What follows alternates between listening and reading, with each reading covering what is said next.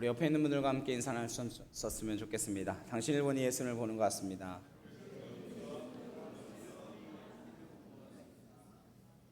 어버이 은혜 감사합니다. 네, 어버이 은혜 감사합니다. 네, 우리 청소년부 아이들이 준비해 주었는데요. 여기 제가 달 데가 없어가지고 아무튼 감사합니다. 믿음의 가정의 기초라고 하는 제목으로 함께 말씀을 나누려고 합니다. 5월은 가정의 달이라고 하죠. 그래서 오늘부터 믿음의 가정은 어떻게 살아가야 하는가 몇 주간 함께 말씀을 나누고자 합니다. 가정은 아무리 강조해도 모자라지 않은 사회의 기초 단위입니다. 로마 제국의 천년 역사도 무너짐이 어디에서부터 시작되었는가 하면 가정의 붕괴에서부터 시작되었다라고 말합니다. 아무리 힘들고 어려워도 가정이 견고하면 그 사회는 쉽게 무너지지 않습니다. 사회학자들은 우리 민족이 수많은 어려움 가운데에서도 버텨낼 수 있었던 것은 가족의 끈끈함, 그 연대의식 때문이었다라고 이야기합니다. 그러나 한국 사회도 많이 바뀌었죠. 가족의 기능도 바뀌고 가족의 연대감도 많이 느슨해져서 가족이라고 하는 말의 참된 의미가 무엇일까 고민해야만 하는 사회가 되었습니다. 가정은 무엇을 기초로 해야 하고 어떻게 성경적 가치 속에서 이해해야 하는가 함께 나누고자 합니다. 오늘 보면 시편 말씀을 보시면 위에 제목이 붙어 있을 것입니다. 제목이 뭐죠? 시편의 위에 표제요. 솔로몬의 시, 곧 성전에 올라가는 노래. 제목이 갖고 있는 의미가 있습니다. 여기 보시면 솔로몬의 시라고 되어 있습니다. 그래서 우리가 솔로몬이 쓴 시인가 보다 이렇게 이해를 갖기 쉽습니다. 근데 원래 이런 뜻이 아니고 솔로몬을 위하여 쓴 시입니다. 그럼 이 시는 누군가가 솔로몬을 위해서 썼다라고 하는 것이죠. 이것을 정확히 해석하면 본격적으로 시를 보기에 앞서서 의미가 확 달라지는 것을 알 수 있습니다. 솔로몬이 직접 썼다라고 하는 것과 누군가 솔로몬을 위하여 남겼다라고 하는 것은 완전히 다른 의미가 되니까요. 그럼 이 정도의 내용의 시를 솔로몬을 위하여 누가 썼을까요? 누가 쓸 수 있겠습니까? 아버지 다윗이 쓴 거입니다. 그렇다면 이 시의 성격은 이미 결정 나 있습니다. 어떤 중요한 교훈을 주기 위하여 이 시를 아들을 위해 쓴 것이고 아들을 위해 남겼다라고 하는 것입니다. 그래서 이 시의 제목을 그냥 솔로몬의 시라고 다윗이 이름 붙였겠죠. 이 시는 아버지 다윗이 아들에게 쓴 시다, 이렇게 이해를 가지고 들어가셔야 해석을 제대로 할 수 있습니다. 1절에 여호와께서 집을 세우지 아니하시면 세우는 자의 수고가 헛되며 여호와께서 성을 지키지 아니하시면 파수꾼의 깨어있음이 헛되도다. 집이라고 하는 단어가 나오고요, 성이라고 하는 단어가 나옵니다. 근데 히브리 사람의 개념에서는요, 집이나 성이나 같은 개념으로 이해해야 합니다. 집은 작은 단위이고요, 그 집이 모여서 이루는 공동체인 도시, 시티, 성, 이렇게 표현하기도 합니다. 그래서 이것을 별개의 내용으로 볼 것이 아니라 같은 동등한 개념, 통합의 개념으로 이해해야 합니다. 교회란 무엇이냐? 가족입니다. 그 가족을 최소한으로 훈련하고 연습하고 만날 수 있는 공간이 개인의 가정이며 집입니다. 그것이 모여서 함께 공동체를 이루는 것, 커다란 의미에서 교회도 그래서 가정입니다. 하나님께서는 이 땅에 가정과 교회를 두셔서 그리스도의 사랑을 배우게 하시고 그리스도의 섬김과 순종을 연습할 수 있도록 해주셨습니다. 이것처럼 집과 성은 통합된 개념으로 이해해야 합니다. 여호와께서 집을 세우지 아니하시면 세우는 자의 수고가 어떻다라고요? 헛되다. 여호와께서 성을 지키지 아니하시면 파수꾼이 깨어 있어도 어떻다고요? 헛되다라고 하는 것입니다. 그리고 2절입니다. 너희가 일찍 일어나고 늦게 누우며 수고의 떡을 먹음이 헛되도다. 그러므로 여호와께서 그의 사랑하시는 자에게는 잠을 주시는도다. 아침에 일찍 일어나고 늦게 누우며 수고의 떡을 먹어도 어떻다라고요? 헛되다. 1절과 2절에 걸쳐서 헛되다라고 하는 말이 3번 등장합니다. 이것은 하나님 없이 살아가는 모든 인생의 경영을 헛된 것으로 규정하고 있는 것입니다. 그것을 한 문장으로 잘 묘사한 것이 2절 말씀이죠. 너희가 일찍 일어나고 늦게 누우며 수고의 떡을 먹음이 헛되도다. 사실 이것은 우리가 살아가는 보편적인 삶의 방식입니다. 얼마나 우리나라 사람들이 부지런히 열심히 살아갑니까? 철인이라고 말할 정도로 열심히 삽니다. 근무 시간이 다른 나라에 절대 쓰이지 않을 정도로 열심히 일합니다. 1945년 해방 이후에 50주년으로 성적표를 낸 적이 있었습니다. 한 줄로 이렇게 묘사했습니다. 한 줄로 이렇게 정의했어요. 50년간 우리는 일밖에 한 것이 없다. 저희 아버지 세대도 그렇지만 할아버지 세대는 더 심했죠. 그때는 영어도 몰랐고 놀 줄도 몰랐고 컴퓨터도 몰랐고 스마트폰 이런 게 어디 있습니까? 유튜브가 어디 있어요? 그래서 일밖에 한 게 없다, 그렇게 자조하듯 말했습니다. 그러나 그 덕에 아무것도 없었던 허허벌판에서 벽을 쌓고 지붕을 씌워주셨습니다. 그러나 그 후예들이 왜 집이 이 모양이냐고 손가락질 할 수 있나요? 우리 할아버지 세대, 아버지 세대는요, 최선을 다하지 않았습니다. 목숨을 걸었어요. 그 덕에 지금은 세계 어디를 가도 잘 사는 나라, 선진국이라 부를 만한 나라가 되었습니다. 중요한 것은 그렇게 사람들이 열심히 살았습니다. 그러나 그 모든 열심에도 불구하고 하나님께서 통치하지 않는 인생은 헛되다라고 하는 것입니다. 무의미하다라고 하는 거예요. 여기 헛되다라고 하는 샤브라는 단어는 텅 빈, 손에 걸리는 것이 없는 이러한 뜻을 가지고 있습니다. 열심히 했는데 텅 비어 있는 것과 같다라고 하는 거예요. 아무것도 남지 않아서 손에 걸리는 것이, 손에 잡히는 것이 아무것도 없는 상태와 같은 심정이다라고 하는 것입니다. 전도서의 기자인 솔로몬은 전도서에서 헤아린 모든 수고가 헛되다라고 하는 것을 다시 한번 고백합니다. 그리고 결론을 어디로 이끌어가냐면, 그래서 인간에게는 중보자가 반드시 필요하다, 이러한 결론을 전도서에서 맺고 있습니다. 1절과 2절에서 집을 세우는 수고도 헛되고 성을 지키는 수고도 헛됩니다. 아침에 일찍 일어나고 늦게 누우며 수고의 떡을 먹음도 헛됩니다. 그런데 우리는 이렇게 보편적으로 살아가고 있잖아요.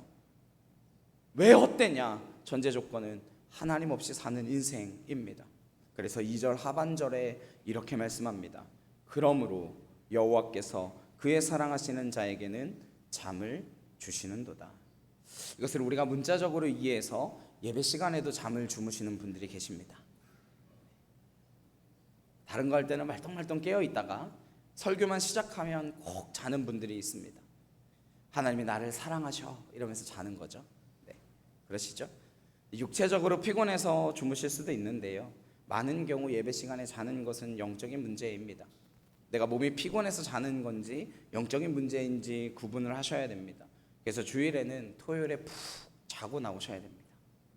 릴스 먹게만 보다 자야지 이러면서 새벽 2시, 3시까지 밤을 지새우시면 안 되고요. 푹 자고 오셔야 내가 피곤해서 자는지 영적으로 잠들어 있는지 알 수 있습니다.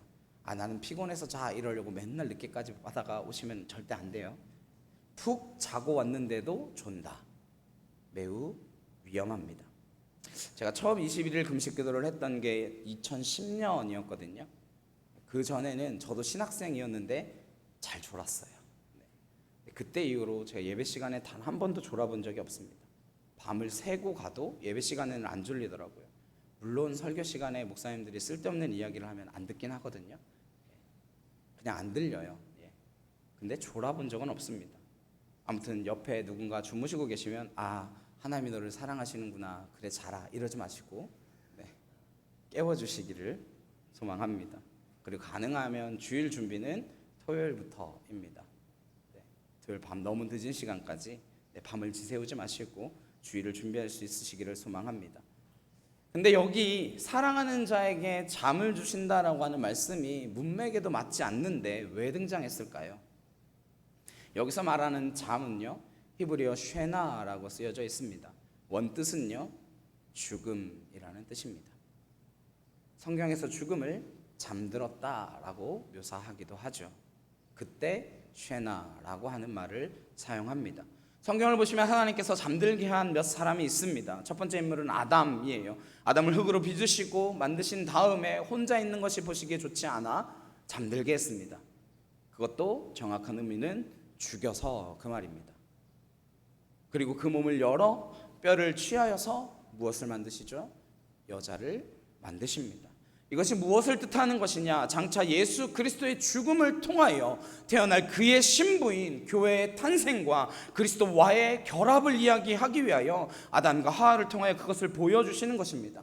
아담의 잠듦을 통해서 태어난 그 하와와 온전한 부부로서의 연합을 한 이후에 그것이 죽음으로써 자기 몸을 내어주셔서 교회를 탄생케 하시고 연합하셔서 구속의 사건을 일으켜주시는 그리스도의 그림을 설명하고 있는 것입니다. 우리는 그리스도만으로 완전하게 만들어지도록 설계되어져 있습니다. 그 그림을 이야기하는 것이 아담과 하와의 탄생이죠. 근데 그 아담이 범죄했습니다. 죄를 범했어요. 그래서 둘째 아담이 오셨습니다. 둘째 아담의 이름, 우리가 잘 아는 그 이름이 무엇입니까? 예수 그리스도입니다. 둘째 아담이자 마지막 아담이신 예수 그리스도께서 오셨습니다. 하나님이 그를 십자가 위에서 죽이십니다. 그리고 그 몸을 통하여 우리에게 피를 쏟아주시고 살을 찢어주셔서 그것을 먹고 마시는 자마다 그리스도 안에서 생명을 얻게 하시고 그리스도의 신부로 만들어 주시는 것입니다. 교회가 바로 거기서 탄생하는 것이죠. 그래서 십자가에 예수님께서 달리셨을 때 요한에게 어머니 마리아를 보며 뭐라고 이야기하십니까? 보라, 내 어머니다. 나 말고 너의 어머니다. 이렇게 말씀하세요. 무슨 이야기입니까? 십자가 사건 아래에서 이제 새로운 가족 공동체가 탄생되었음을, 교회가 탄생하였고 이 교회는 가정임을 이야기하고 계신 것입니다. 여기서 말하는, 오늘 본문에서 말하는 잠을 주시도다 라고 하는 말은 쉐나, 죽음을 이야기하는 것입니다. 누구에게 죽음을 준다라고 하는 거예요? 사랑하는 자에게. 그럼 그 사랑하는 자가 누구일까요? 왜 사랑하는 자일까요? 마태복음 3장을 보시면 요단강에서 예수님께서 세례 받으실 때에 하늘 문이 열립니다. 성령이 비둘기처럼 내려오셔서 하나님 아버지의 음성이 들려옵니다. 그때 하나님께서 하늘에서 소리가 있어 가로되 이는 내 사랑하는 아들이요 내 기뻐하는 자라. 누가 누구에게 하신 이야기입니까? 하나님께서 이제 곧 구원의 역사를 이루어 가실 아들 그 예수 그리스도를 향하여 하신 말씀입니다. 이는 내 사랑하는 아들이요 내 기뻐하는 자라. 오늘 본문에 누구에게 잠을 주신다고요? 그의 사랑하는 자에게 잠을 주시는도다. 누구의 죽음을 예표하는 모습일까요? 오실 그리스도께서 오셔서 어떤 구원을 우리에게 베풀어 주실 것인지 이렇게 소개하고 있는 것입니다. 그러므로 여호와께서 그의 사랑하시는 자에게 잠을 주시는도다. 누구의 죽음을 말한다고요? 그리스도의 죽음이요. 근데 왜 그러므로입니까? 그러므로는 앞에 나온 이야기의 결론이라고 하는 거잖아요. 앞에 내용이 무엇이었는데요? 인생의 모든 수곤스러운 모습을 담고 있는 모습, 그 내용이었습니다. 거기에는 소망도 없고 구원도 없고 희망도 없었습니다. 사람이 집을 세우고 성을 지키고 일찍 일어나고 늦게 자고 수고의 떡을 먹어 구원을 이루려 열심히 살아갑니다. 그런데 하나님의 통치와 그리스도의 은혜 없이는 길도 없고 구원도 없고 소망도 없더라 라고 하는 거예요. 헛되더라 라는 것입니다. 그러므로 여호와께서 그의 사랑하시는 자 예수 그리스도의 죽음을 통하여 우리에게 구원의 길을 열어주셨다라고 하는 것입니다. 근데 그 이야기를 다윗이 솔로몬에게 하고 있습니다. 다윗은 그의 처절한 과거의 실패, 죄악과의 넘어짐, 아픔을 통하여 알고 있는 것입니다. 아들 솔로몬아, 왕궁의 금은이 너를 구원하는 것이 아니다. 이 왕궁의 화려함과 수많은 군대가 너를 구원하는 것이 아니다. 예수 그리스도만이, 하나님의 사랑하시는 자 그분만이 우리의 소망이 되어야 한다. 이것을 솔로몬에게 말하고 싶었던 것입니다. 솔로몬은 어떻게 태어난 아들인가요? 솔로몬은 다윗이 밧세바를 취한 다음에 그 죄를 지은 다음에 첫 번째 아들은 일주일 만에 죽습니다. 그리고 두 번째 주신 아들이 솔로몬입니다. 사무엘하 12장 24절에서 25절 말씀입니다. 함께 합독하여 보도록 하겠습니다. 시작. 다윗이 그의 아내 밧세바를 위로하고 그에게 들어가 그와 동침하였더니 그가 아들을 낳음에 그의 이름을 솔로몬이라 하니라. 여호와께서 그를 사랑하사 선지자 나단을 보내 그의 이름을 여디디아라 하시니 이는 여호와께서 사랑하셨기 때문이더라. 그의 이름으로 여디디아라고 했습니다. 여디디아라고 하는 뜻은 뭐냐면 사랑하는 자라고 하는 뜻입니다. 다윗은 이 아들 솔로몬을 통하여 누구를 바라보게 하는 것입니까? 오실 그리스도를 바라보게 하는 것입니다. 이것이 아버지로서 사랑하는 아들에게 당부하고 싶었던 유언이었습니다.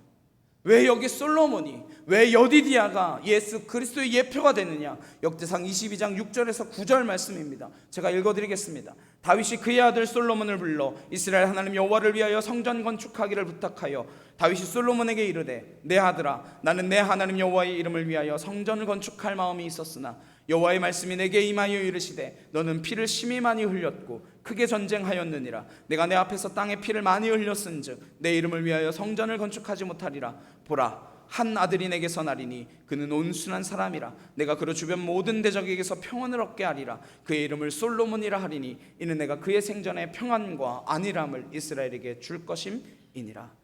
구절을 잘 다시 한번 보십시오. 보라, 한 아들이 내게서 나리니 그는 온순한 사람이라.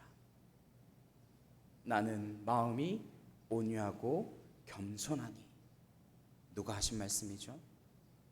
예수님께서 자신을 향하여 하신 말씀입니다. 솔로몬이라고 하는 그 아들 속에 평화, 평온이라고 하는 의미가 담겨있는 오실 예수 그리스도를 다윗은 바라보고 있었던 것입니다. 그 신앙과 그 가치와 그 철학을 아들에게 유언으로 물려주고 있는 것이죠. 그것을 좀 더 구체적으로 3절은 어떻게 이해하고 있는가? 3절 말씀입니다. 보라, 자식들은 여호와의 기업이요 태의 열매는 그의 상급이로다. 보라, 자식들은 여호와의 기업이요. 두 문장을 말씀드릴 텐데 잘 한번 들어보십시오. 자식은 여호와께서 주신 기업이요, 이거랑요 자식은 여호와의 기업이요, 이거랑 같은 말인가요? 다른 말인가요? 못 들으셨나요? 자식은 여호와께서 주신 기업이요, 이거랑 자식은 여호와의 기업이요, 이거랑 같은 말인가요? 다른 말인가요? 다른 말이죠. 근데 개역 한글에는, 지금 저희가 보고 있는 개역 개정 말고 그 한글에는 어떻게 번역되어 있었냐면 자식은 여호와께서 주신 기업이요, 이렇게 번역되어 있었습니다. 그래서 우리 어머니들이 자식을 자기의 것으로 이해했습니다. 그래서 마음대로 두드려 패고 자식에게서 대리만족을 얻고 그렇게 했죠. 번역이 잘못된 것입니다. 자식은 여호와께서 주신 기업이 아니라 자식은 여호와의 기업입니다. 개역 개정에 의하면 자식이 내 것입니까? 하나님의 것입니까? 하나님의 것입니다. 번역 하나가 사소해 보이지만 의미가 완전히 다른 것이죠. 자식은 내 것이 아닙니다. 누가 맡기신 거예요? 하나님이 하나님의 기업으로 나에게 맡겨주신 것입니다. 이 문제부터 정확히 하셔야 합니다. 근데 우리는 전부 자식을 누구의 것으로 알고 있죠? 내 것으로 알고 있습니다. 그래서 이스라엘 사람들은 자녀들을 함부로 다루지 않는다라고 이야기해요. 물론 의도는 굉장히 좋지 않습니다. 왜냐하면 이 아이가, 내 자녀가 메시아일지도 모른다라고 하는 생각 때문에 함부로 다루지 않는데요. 이미 메시아가 오셨는데 믿지 않는 것이죠. 자식은 하나님이 맡기신 하나님의 기업입니다. 근데 우리는 자식을 통하여 자기를 드러내고 대리 만족을 누리려고 합니다. 어버이날에 자랑들 하셨나요? 한국에서 연락 좀 오셨나요? 저는 그날 신방 있고 약속 있고 그래가지고 밤에 집에 가다 전화를 드렸더니 장모님이 언제 전화하나 했다고, 자기만 낮에 전화를 못 받았다고 굉장히 서운해 하시더라고요. 그래서 옆에서 어찌나 자랑들을 하는지 힘들었다 그러시더라고요. 죄송하다 그랬죠. 너무 바빠서 정신이 없었다고. 자녀들이 부모님께 잘해야죠. 어버이날 전화 한 통도 안 하다가 밤늦게 전화하는 건 매우 잘못된 것입니다. 그러나 자식을 충족의 통로로 여기는 것 또한 잘못된 것입니다. 그리고 태의 열매는 그의 상급이로다. 복중의 열매는 내 마음대로 할 수 있는 것이 아닙니다. 하나님이 허락하신 상급이라는 거예요. 자식들은 여호와의 기업이다. 태의 열매는 하나님께서 주신 상급이다. 그리고 4절 5절로 넘어갑니다. 젊은 자의 자식은 장사의 수중의 화살 같으니 이것이 그의 화살통에 가득한 자는 복되도다. 그들이 성문에서 그들의 원수와 담판할 때에 수치를 당하지 아니하리로다. 이 시편 127편의 시가요 쉽지 않습니다. 이게 절마다 주제가 달라지고 끊어지듯이 연결되어져 있기 때문에 무슨 소리를 하는지를 모르겠어요. 젊은 자의 자식은, 원래 뜻은요 젊어서 낳은 자식은 이런 뜻입니다. 젊어서 낳은 자식은 장사의 수중의 화살 같으니 이것이 그의 화살통에 가득한 자는 복되도다. 이 뜬금없이 왜 이런 이야기가 나왔을까요? 자녀 이야기 하다가 옛날에 드라마 같은 거 보면 그런 풍습 있는 거 가끔 볼 수 있습니다. 아이를 낳으면 새끼줄을 이렇게 해가지고 문 앞에 걸어놓는데 거기다가 뭘 엮어 놓습니다. 아들을 낳으면 빨간 고추를 거기다가 엮어 놓습니다. 딸을 낳으면 검정 숯을 새끼에 엮어서 걸어 놓습니다. 그럼 유사한 풍속들이 나라마다 있는데 생명이 태어날 때 그런 문화가 많이 있죠. 히브리인들은 아이가 태어나면 문 밖에 뭘 거냐면 활과 살을 겁니다. 그 뜻을 알아야 합니다. 왜 활과 살을 걸까요? 이런 뜻이에요. 우리 가정에 미래의 생명의 부양자가 태어났다. 가문을 지켜나갈 자녀, 가문을 지켜나갈 장사가 태어났다라고 하는 것을 선언하는 뜻입니다. 그리고 히브리 문화권에서 활과 화살은요, 하나님의 보호와 구원을 뜻합니다. 오늘 주제와 상관 있는 것은 아니니까 나중에 더 자세히 살펴보도록 하고요. 오늘은 한 구절만 보시겠습니다. 하박국 3장 9절 말씀입니다.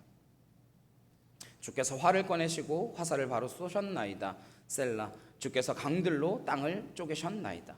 하나님이 싸우시는 장면이거든요. 하나님이 싸우시는데 뭘로 싸우신다라고 묘사되어 있습니까? 활과 화살로 싸우신다라고 묘사되어 있습니다. 그래서 활과 화살은 하나님의 보호하심을 뜻합니다. 그래서 우리 성경에는 창세기에 무지개라고 번역되어 있는 것도요, 원래는 하늘의 활을 뜻합니다. 이 문화는 전통적으로 히브리인들의 사상 가운데에 메시아 대망 사상을 담고 있는 것입니다. 오고 오는 자손을 통하여 메시아를 기다리고 있다라고 하는 뜻이에요. 이 문화를 모르면 왜 뜬금없이 활 이야기가 나오는지 이해할 수가 없습니다. 그리고 그들이 성문에서 그들의 원수와 담판할 때에 수치를 당하지 아니할도다. 또 성문이 등장합니다. 새벽 기도 시간에 룻기에 대해서 이야기할 때 성문에 대해서 말씀드렸습니다. 성문에서 뭐 하는 거라고 말씀드렸죠? 재판하고 법률을 공포하는 것이다 라고 말씀드렸습니다. 그래서 성문에 앉아 있을 수 있는 사람은 그 성에서 인정받는 자, 재판관이 될 만한 자이거나 유력한 자이어야만 합니다. 창세기에서 룻이 소돔 성문 앞에 앉아 있었다라고 하는 것은 그가 소돔 성에서 유력한 자, 사람들의 인정을 받을 만한 자, 그런 사람이 되었다라고 하는 뜻이다. 그런 말씀을 새벽에 드렸습니다.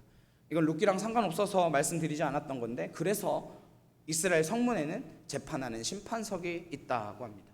성문은 심판의 자리라고 하는 뜻도 되는 것이죠. 지금도 이스라엘에 가면 성문 옆에 재판하는 심판석이 있다고 해요. 이스라엘 가고 싶습니다. 안 봐서 모르는데 가면 볼 수 있다고 해요. 성문은 심판하는 자리입니다. 들어가느냐 못 들어가느냐, 우리로 이야기하면 구원의 문을 뜻하는 것입니다. 그 심판 앞에 들어가냐 못 들어가냐. 근데 거기서 성문에서 그들의 원수와 담판할 때에 수치를 당하지 않는다. 무슨 이야기입니까? 성문은 원수의 공격이 늘 있습니다. 너 그러고도 천국 갈 수 있냐? 너 그러고도 그리스도인이라고 말할 수 있냐? 너 그러고도 구원받았다라고 할 수 있냐? 너 그러고도 교회 다닌다라고 말할 수 있느냐? 항상 우리는 그러한 공격을 받습니다. 거기에 자격이 없는 사람들이 바로 우리입니다. 근데 누가 그 성문을 제압했느냐? 누가 원수의 세력과 담판을 지었느냐? 예수 그리스도께서 오셔서 십자가에 달려 죽으심으로 말미암아 제물이 되어 주셔서 성문의 권세, 그 심판의 권세를 제압해 주셨습니다. 영원히 성문으로 들어가지 못할 우리를 부활의 승리로 말미암아 함께 들어갈 수 있는 자녀로 성문의 심판을 제압하여 사망 권세 이겨주셨습니다. 이 5절에 걸친 시, 다윗이 도대체 아들 솔로몬에게 무슨 이야기를 하고 싶으셨던 것일까요? 아들 솔로몬아, 여호와께서 집을 세우지 아니하시면 사람의 수고가 헛되고 성을 지키지 아니하시면 파수꾼에 깨어 있음이 헛되고 아침에 일찍 일어나고 늦게 눕고 수고의 떡을 먹음이 헛되도다. 하나님 없는 삶, 그리스도 없는 통치는 다 텅 빈 것과 같습니다. 손에 잡히는 것이 없습니다. 그러므로 여호와께서 그의 사랑하시는 자에게 잠을 주시는도다. 그러므로 예수 그리스도께서 죽으심으로 말미암아 우리의 참 소망이 되어주시고 예수 그리스도만이 우리의 대답이 되어야 하며 예수 그리스도만이 우리의 길이 되어야 한다. 이 이야기를 유언으로 아들 솔로몬에게, 그리고 앞으로 오고 태어날 그 후손들에게 남기고 싶었던 것입니다. 시편 127편은 철저하게 우리 그리스도인의 가정의 기초가 누가 되어야 하느냐, 믿음의 가정의 기초는 어느 것이어야 하느냐, 그것을 말씀하고 있습니다. 우리 가정의 기초는 누구십니까? 예수 그리스도십니다. 역사적으로 이것을 실패할 때 어떤 결과를 낳았느냐, 사사기의 결과를 보면 알 수 있습니다. 사사기 마지막 장 마지막 절에 어떻게 끝나나요? 21장 25절입니다.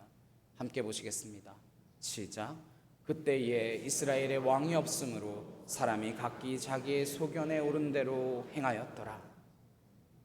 왜 사사기는 이렇게 어두운 역사의 결말을 우리에게 아픔으로 물려주고 있습니까? 사사기 2장 10절 말씀에 이렇게 이야기합니다. 그 세대의 사람도 다 조상들에게로 돌아갔고 그 후에 일어난 다른 세대는 여호와를 알지 못하여 여호와께서 이스라엘을 위하여 행하신 일도 알지 못하였더라.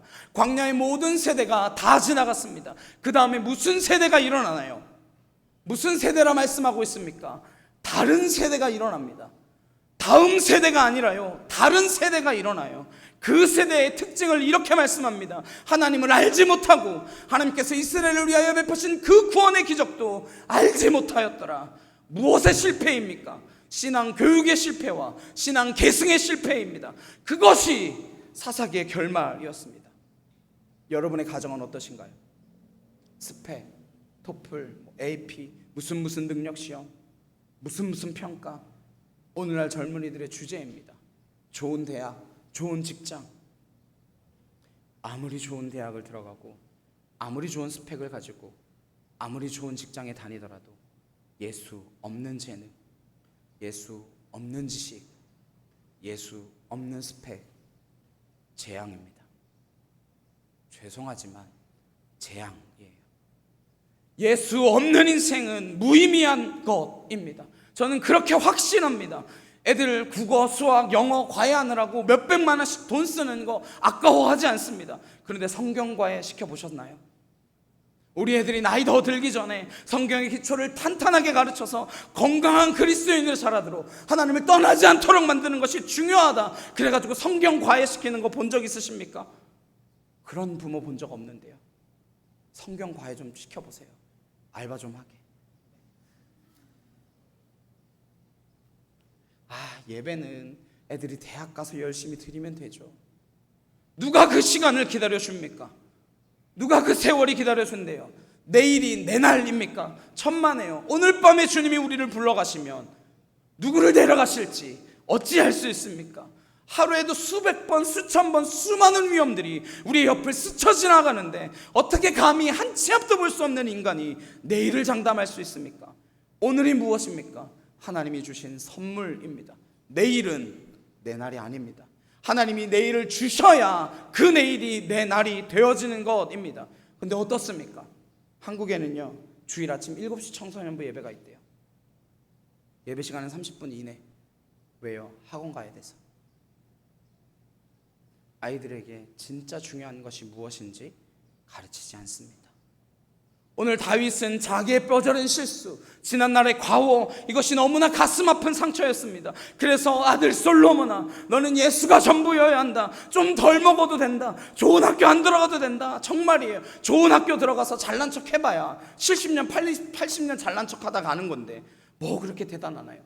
영원히 사느냐, 영원히 죽느냐, 그 가치가 더 중요하지 70년, 80년 폼 잡고 살아가는 거 뭐가 그렇게 중요합니까? 세상과 비교해서 잘난 거, 못난 거 거기에 너무 목숨을 걸지 마십시오. 제발 예수 그리스도께 목숨을 거시기를 소망합니다. 어떤 가정을 꿈꾸고 계시나요? 이미 가정을 가지고 계신 분들은 우리의 가정이 예수가 기초되어 있는가, 그것을 살펴보셔야 합니다. 가정을 가져야 될 분들은 예수로 기초 삼는 가정, 예수 믿는 배우자, 주 안에서 만나는 행복한 배우자 준비되어 있게 하시옵소서. 기도하셔야 됩니다. 그런데 배우자를 위하여 기도하기 이전에 먼저 자기가 그런 배우자로 준비되기를 소망합니다. 먼저 자기 자신을 위해 준비하지 않고 기도하는 것 굉장히 이기적인 것입니다. 자기는 배우자 기도하면서 자기가 먼저 좋은 배우자로 준비되어 있지 않다면 얼마나 이기적인 것입니까? 그래서 내가 먼저 그렇게 준비되어 있는가, 그리고 예수가 기초되는 그런 가정 꿈꾸게 하여 주시옵소서. 예수만이 소망되는 가정 되게 하여 주시옵소서. 그렇게 기도하는 저와 여러분 되시길 주님의 이름으로 축원합니다. 찬송가 579장 함께 찬양하시겠습니다.